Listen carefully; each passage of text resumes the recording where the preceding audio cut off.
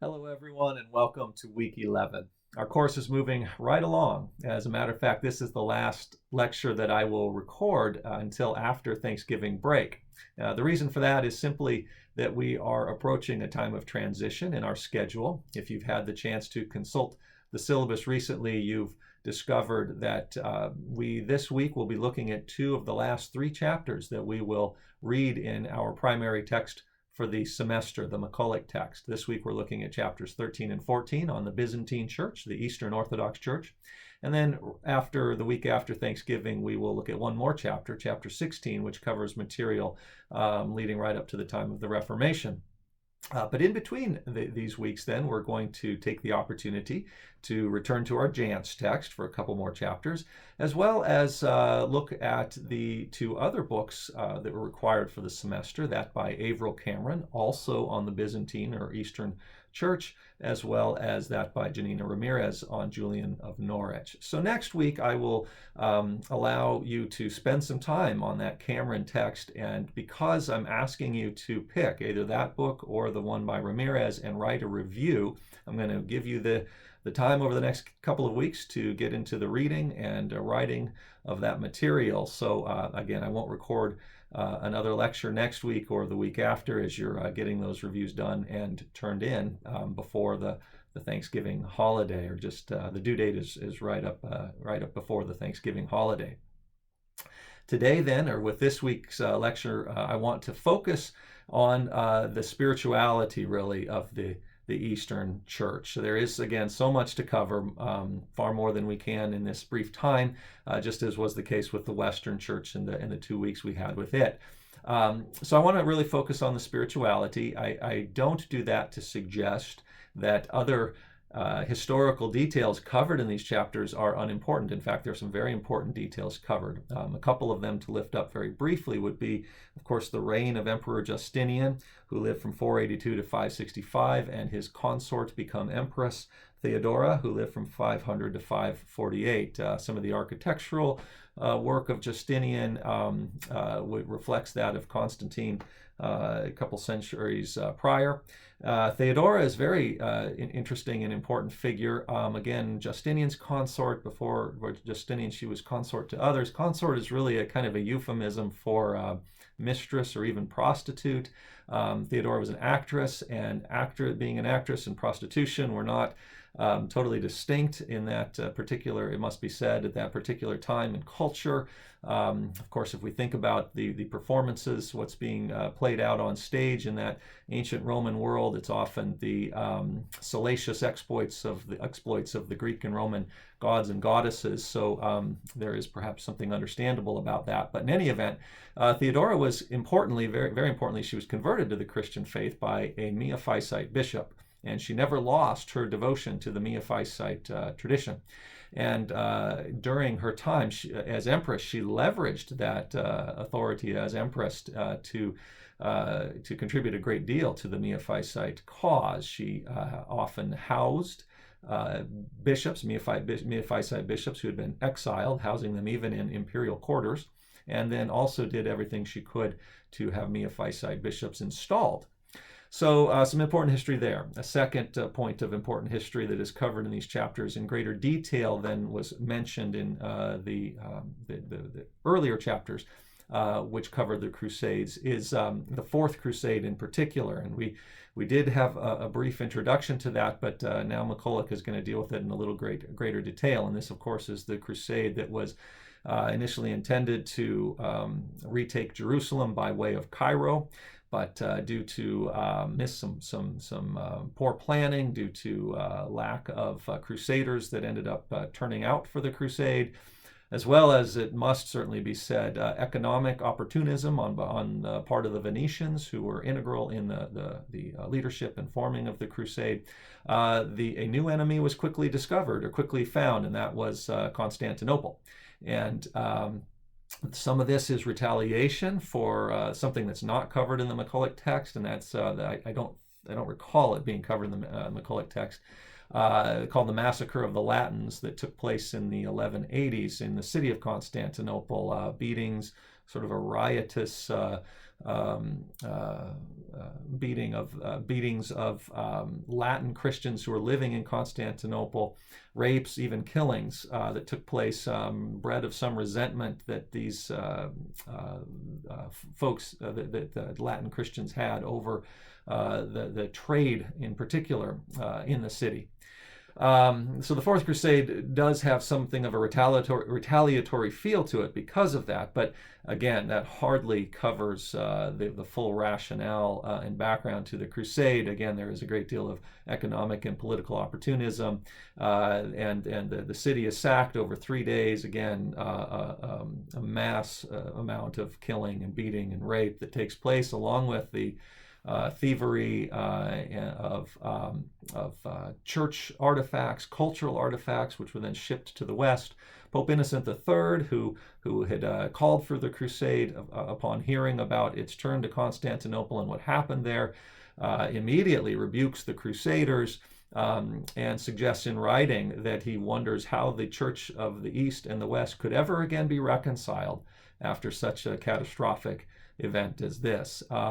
So there's a discussion forum question on the Fourth Crusade as well, but I do want to just simply mention that and lift that up as a point of focus in your reading too. But again, as I said, I want to concentrate a bit here now on the spirituality of the Eastern Church. And there we have to start with the concept or the teaching, the doctrine of theosis. Theosis, which is often translated, as McCulloch indicates, deification or divinization. McCulloch suggests that deification is not the best translation. Actually, I think it is not a bad translation insofar as the theosis is from the Greek word theos, which means God, and the Latin form of that is deus, of course. And so there is something of becoming God, or becoming, a better way of putting it would becoming like God in the Eastern Church. As a point of focus, a point of soteriological focus, salvation, what's happening in salvation, that we don't see as much in the Western Church. So in the Western Church, what is the goal of salvation? What is it that Christ is accomplishing by his work on the cross, by his life, ministry, death, and resurrection? Well, in the Western Church, again, the focus tends to be a bit more on what we might think of as communion. So not separated humanity and divinity, but a distinct and differentiated humanity and divinity existing in an eternal communion. In the Eastern Church, the emphasis is a bit more on union. And I should say at this point that as we talk about the spirituality of the Eastern Church, you are likely to hear echoes of the religious traditions of the East more broadly, which again often think in terms of union, whether it's not just union or union with the divine, which does come out of the Indian spiritual heritage, or the heritage of Indian spirituality, but also, even if not so much union with the divine, there's also a focus on a kind of perfection or enlightenment, would be a better way of putting it, of the human. So the human reaches a kind of transcendent state. That also is, as we're going to see here, a part of the Eastern Orthodox spiritual heritage. So, and again, it shouldn't be a surprise to us that we might see a bit more of this as the Church of the East. McCulloch has already made us very aware of this. Historically has been in much more fulsome dialogue with religious traditions of the East. So with regard to theosis then and deification, careful thinkers like Maximus the Confessor. Maximus lived from 580 to 662. I want to read you a line from a work by Maximus on deification, a few lines. It says, because if God himself has completed the mystical work of the incarnation, having become like us in all manners except for sin, and having descended to the lowest parts of the earth, where the tyranny of sin had expelled and exiled humanity, it is certain that the mystical work of the deification of humanity will also be completed in every respect, except, now here's an important line, except obviously in the single respect of our identity of essence with him. So Maximus here is simply reasoning that if God takes on humanity fully, the goal of that would be for the human to take on divinity. There is theosis. But Maximus, careful thinker, adds this important line, except obviously in the important respect of our identity of essence with him. I mention that because not all Eastern thinkers have been so deliberately careful as Maximus. A second feature of Orthodox spirituality has been at times some kind of anti-intellectualism, a resistance to formal, certainly scholastic theology, like we see in the Western Church. And that has allowed for formulations, expressions of theosis, I should say, which have concerned and even disturbed Western theologians at times, because it almost suggests that the goal of salvation, as it is envisioned in Eastern spirituality, is really to just become God. And of course, that would be idolatrous. That it must be stated, flatly must be stated, that that is not how theosis is conceived broadly in the Eastern Church. But we don't always see such careful language as we do in Maximus. But again, so starting with that, the concept of theosis, and then there are some significant voices then, which kind of help us get a sense for how this is played out in the history of the East. Pseudo-Dionysius, that's a pseudonymous name. Dionysius is an anonymous figure, is unknown who this individual is. 6th century figure, taking on the name of Dionysius the Areopagite,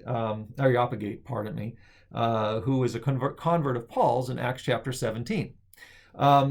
This is a Neoplatonic philosopher theologian who understands human existence in the context of Neoplatonism to be a part of a hierarchy or a chain of being. And the goal then of human salvation is ascent up the chain of being. Importantly for Dionysius, a very important sort of spiritual practice is what we call what he describes even as apophatic theology. Apophatic theology is sort of the converse of cataphatic. So apophatic theology is negation, the way of negation. Negating what we would positively state of the divine. So it's a way of suggesting that God is so transcendent, beyond other, then that the way of positive knowledge to the divine will always come up short.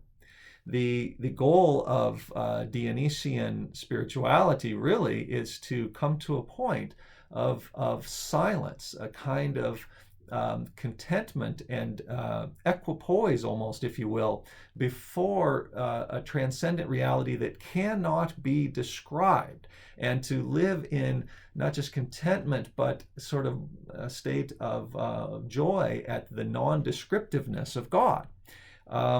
So apophatic theology, the way of negation, over against cataphatic theology, the way of affirmation. I'll simply lift that up for you for the time being. A second figure, 7th century figure, again, difficult dating here, John Climacus. John Climacus introduced the concept of the ladder of ascent. Now, here again, I think for those who are familiar at all with Buddhist spirituality, you might hear some echoes. Monastic figure. John wrote about spiritual practices for, again, ascending the ladder to the divine, attaining a certain sort of spiritual perfection of union with God. And these steps toward perfection include renouncing the world, detachment, obedience, repentance, defeating vices, slander, lying, and cultivating virtues, practicing chastity and generosity. So again, those who are familiar at all with the Eightfold Path, for instance, of Buddhism, you might hear some echoes in the thinking of John Climacus.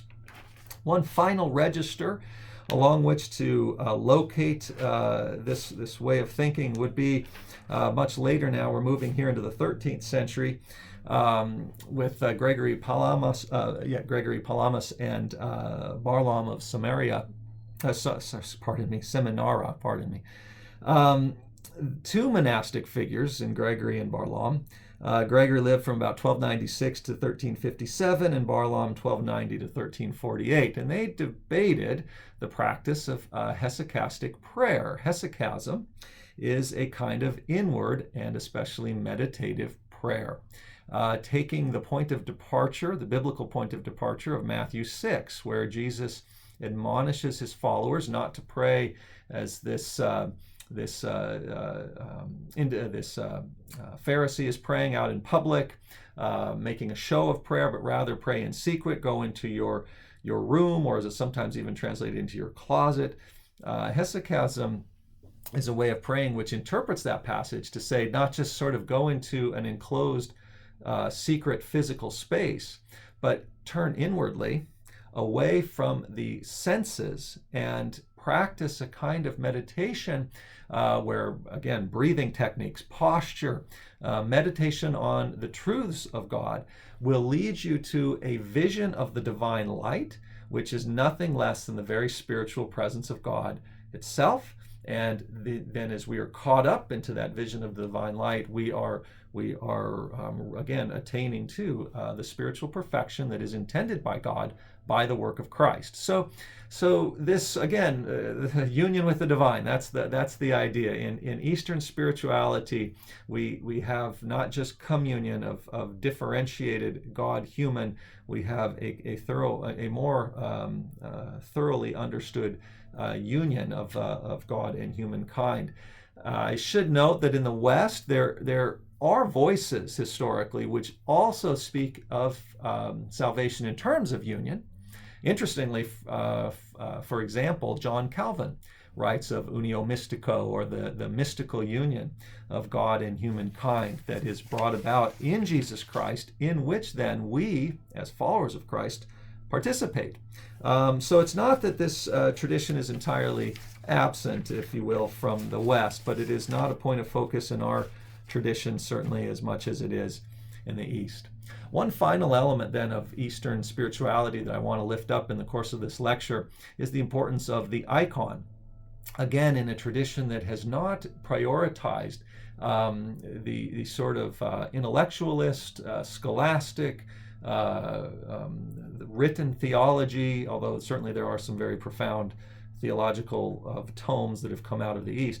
But this has not been a tradition that has prioritized that in the way that the West has. What has functioned a little bit more centrally in the life of worship in the Eastern Church and the spiritual life, again, of the Byzantine Church is the icon, or the image of the divine beauty, the image of the saint, as a medium for, again, being aware of the presence of God in the world brought about by Christ, and the way in which we are drawn into that presence and united with God in Christ.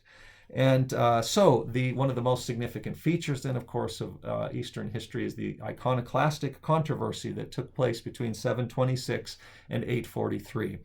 There is a discussion forum question on this as well, so I won't spend a lot of time on it, but I do want to simply highlight the thinking here of John of Damascus, who lived from 675 to 749. Iconoclasts, those who criticized the centrality of the icon as any image of the divine tending toward idolatry. John of Damascus made an important distinction between worship on the one side, latreia, and proskynesis, or veneration, on the other side. And John contended that it is entirely possible to venerate the icon, or the object of the icon, a saint, without letting that turn into worship of that iconographic image.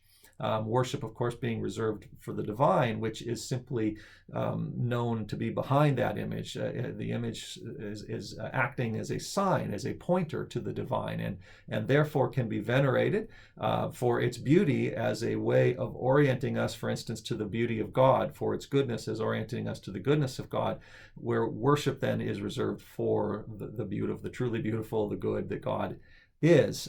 John's thinking became sort of ensconced formally at the Second Council of Nicaea in 787, an important council also because that's the Seventh Ecumenical Council, and I believe it was Jason earlier in this term in a discussion forum post who rightly indicated that the first 7 ecumenical councils are those which are recognized by really all communions, East, West, including Roman Catholic and Protestant. Subsequent councils are not recognized universally by all Christian communions. So this is one that even the Lutheran Church then recognizes to have authority. Subsequent to the council, the Second Council of Nicaea there in 787, there is a bit of a relapse back into iconoclasm. There was even, as McCulloch is going to indicate, some of that which emerged in the West, which otherwise does not have this kind of history. But in any case, a second empress, another empress named Theodora, in 843, the year 843, 11 March 843, reaffirmed the veneration of interest, or ordered the reaffirmation, of the veneration of images. And this important date then of 11 March 843 has become known as the Triumph of Orthodoxy, celebrated widely in the Eastern Church, with condemnation of those who would disparage the use of icons in the church, who would smash the icons. Not iconophobia, but iconophilia. Then love of icons wins out in the Eastern Church. Okay, so there is a very brief overview of important features of Byzantine spirituality. As I've indicated, much more, as always, to read in this week's textbook material, and certainly as you get into the material by Averill Cameron next week, as well as back into the Jantz text as well next week. I will be communicating now over the next couple weeks via email, as always. Don't hesitate to be in contact with me via email. Otherwise, again, you can be looking for another video lecture after Thanksgiving break. So I'll take this opportunity then also to wish everyone a very blessed and happy Thanksgiving. I do hope it affords the chance to spend some time with family, and of course for all of us to give thanks to God for all that we have. And for me, that certainly does include the opportunity to interact with you folks this semester. So happy Thanksgiving to you as well. I'll say that now while I'm at it, and blessings on the work that you're doing.